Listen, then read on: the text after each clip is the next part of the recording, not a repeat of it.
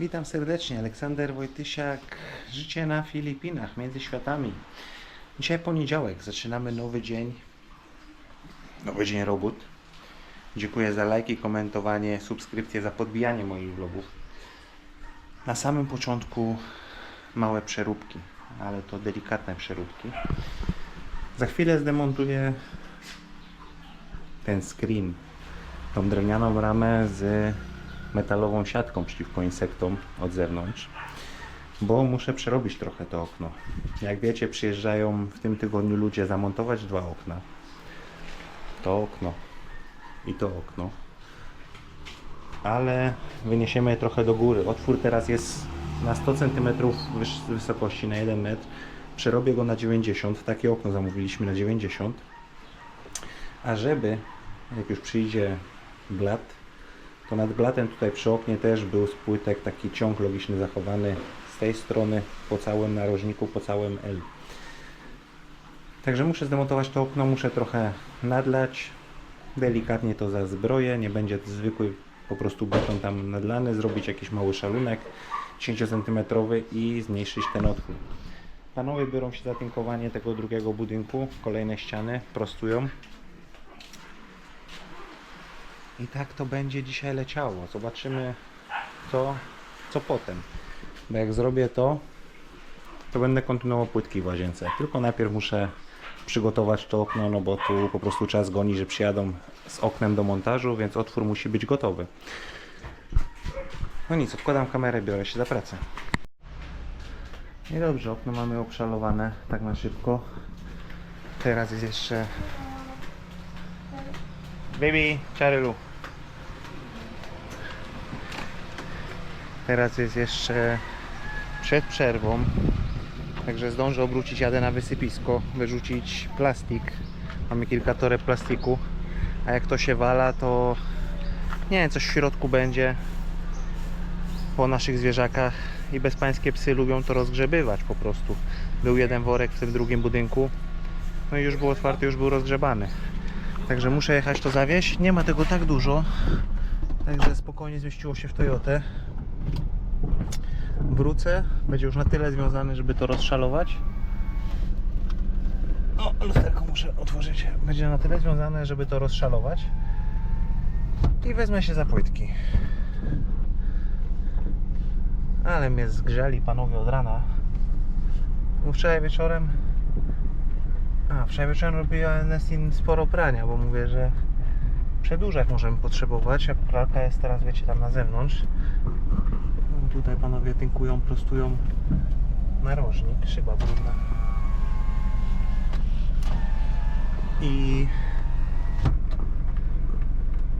I byłem wczoraj wieczorem u cioci Anabela, chłopaki tam mieszkają obok, a tam niedziela i gruba impreza. I dzisiaj przyszli.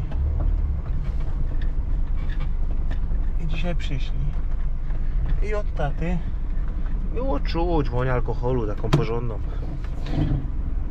I miał problem się po angielsku wysławiać, dogadać się po angielsku. Do tej pory byłem miły. Jak chcieli jakąś zaliczkę. Bo czasem jest tak, że naprawdę dostają w sobotę pieniądze, a w niedzielę od rana już przychodzą, nie wiem, po 500 peso albo po coś. Na alkohol, umówmy się. Powiedziałem już małżonce, że dzisiaj podczas przerwy o 12 oficjalne oświadczenie, żadnych zaliczek od tego czasu, bo po prostu wszystko zostaje przepite i jaki jest w tym sens. Jak będą potrzebowali naprawdę zaliczkę, nie wiem, na jedzenie, w połowie tygodnia mogą coś dostać, ale to nie jest tak, że oni dostają pieniądze w sobotę. Często jest też tak, że dostają do ręki mniej niż powinni, no bo Józef wysyła pieniądze do jakiegoś brata, który opiekuje się jego kurczakami, tam skąd on pochodzi, dzikaszem, no byśmy nazwali takim blikiem filipińskim. Tata też czasem gdzieś coś tam wysyła do kogoś, zostawiając niewiele pieniędzy. Ale też właśnie przyszli w niedzielę od rana, tą ostatnią, i chcieli też zaliczkę, bo powiedzieli, że jadą na walki kogutów i że chcieli mieć pieniądze na obstawienie jakieś.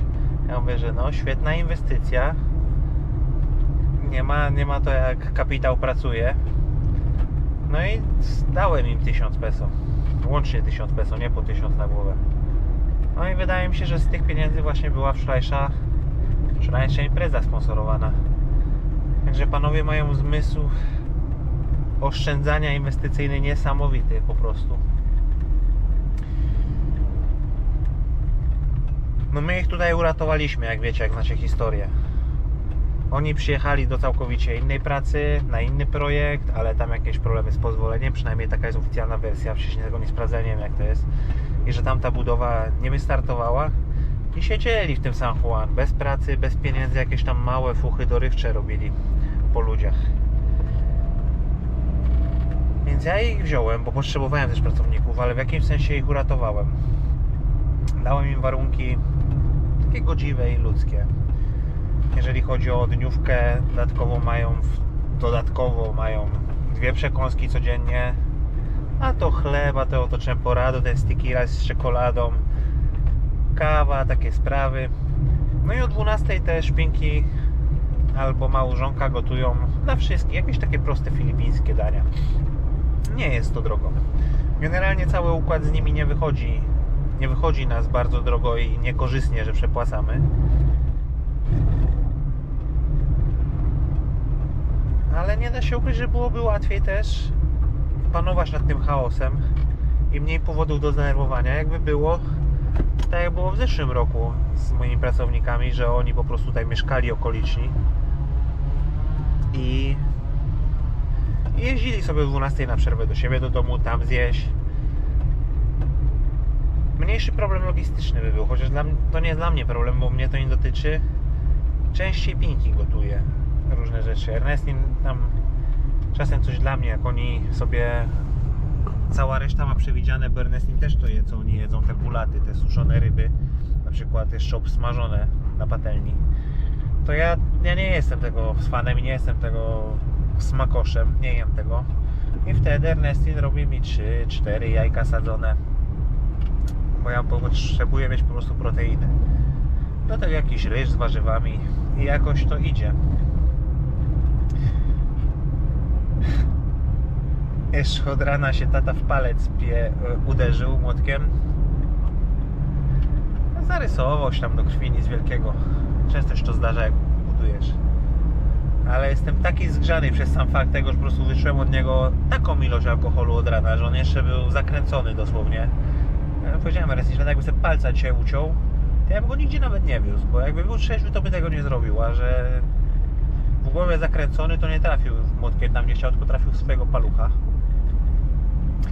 Zobaczymy, jak się dzień zakończy, czy dzisiaj nie rozniosę, bo teraz tam ta kolumna na tym budynku, co naprawiają ściany, no to jest dość wysoka. Mówię im, weźcie kluczyki, zaparkujcie sobie multikała pod tą ścianą, macie pakę, ewentualnie na pacę coś niewielkiego postawcie, są jakieś tam stoły robocze czy tak dalej, czy zbudować jakąś niewielką platformę po prostu na multikapie i z tego sięgniecie ten filar. Doszli do wniosku, że zbudują sobie małe rusztowanie. No dobra, budujcie sobie rusztowanie, ja tam robię swoje, wychodzę przed dom, a oni budują rusztowanie z tych nowych belek z mahoniu pociętych, które są w strukturze. Ja mówię, czy wy nie widzicie, że tam jest drewno, które jest, nie wiem, jakieś odpady stare z tej struktury na zewnątrz? Nie możecie użyć tego, tylko musicie to nowe drewno nacinać?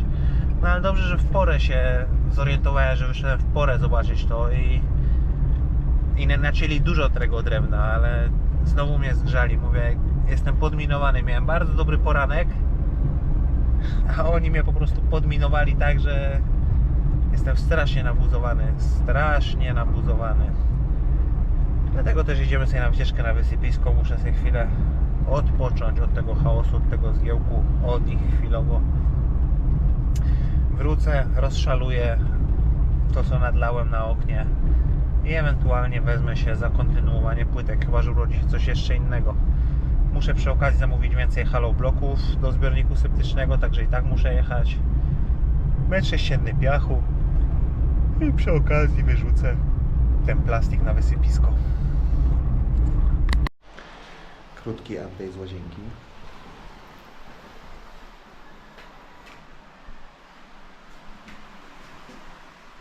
Także dzisiaj będą Kolejne płytki się pojawią i zacznę też układać płytki, jeżeli chodzi o brodzik. Ale mamy coś innego do pogadania, bo dzisiaj jest już ranek kolejnego dnia. Wyjdę sobie na taras, bo jeszcze Ernest nie śpi. Oj, jak wiecie, wczoraj bardzo mnie zgrzali moi pracownicy. Coś złego zaczęło się z nimi dziać. Kwestie alkoholowe po prostu. Przyszli wcięci, szczególnie tata, że jakbym ja pracował przy nim, to chyba sam się upił samymi oparami. No i jakoś to tam było. Ja sobie robiłem swoje, a oni robili swoje na zewnątrz. Ale przychodząc do czasu przerwy, do czasu tej 12, Pinki ich przycięła. Czy Pinki powiedziała, wiecie, Pinki jest taką bardzo prostą osobą. Jak ona coś widzi, to ona po prostu mówi. No panowie sobie poszli leczyć kaca, jak zaczęła się ten czas przerwy. A jak leczysz kaca, jak jesteś alkoholikiem po prostu, to wierzysz, że wbijasz klin, tak zwany. No i Pinki ich przycięła, że tam u sąsiadów pili sobie jungle wine. Pinki ich zawołała. Ernest spytała, czy piją jungle wine w tym momencie. Tata się wyrzekł, że nie pije jungle wine, że tylko tam siedzi z nimi.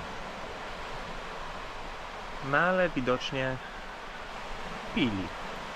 No bo sami doszli do wniosku, że wczoraj tylko pół dnia, że no nie będą więcej pracowali. Już żeby bardziej mnie nie grzać po prostu chyba. Wiedzieli, że linia została mocno naciągnięta i mocno przekroczona. I potem w trakcie dnia, jak ja sobie pracowałem i kleiłem płytki,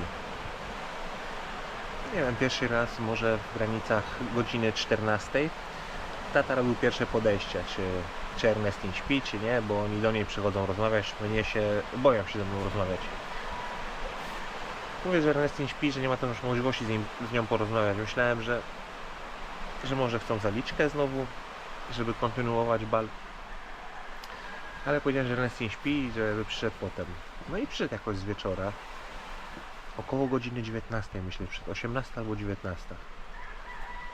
I znowu taki wcięty. Taka wonia alkoholowa. Ernest nie brała w tym czasie prysznic. Mówię, że znowu tata jedzie z nią rozmawiać. Mówi, i z nim porozmawiać, co on chce. Poszedłem, a tata mówi, że chce porozmawiać o projekcie na zewnątrz. Może ze mną porozmawiać? Nie, poczekam na Ernestin. No i jak Ernestin skończyła brać prysznic, to już z nim porozmawiać, bo Józefa nie było, tylko był sam tata. I musicie wiedzieć, że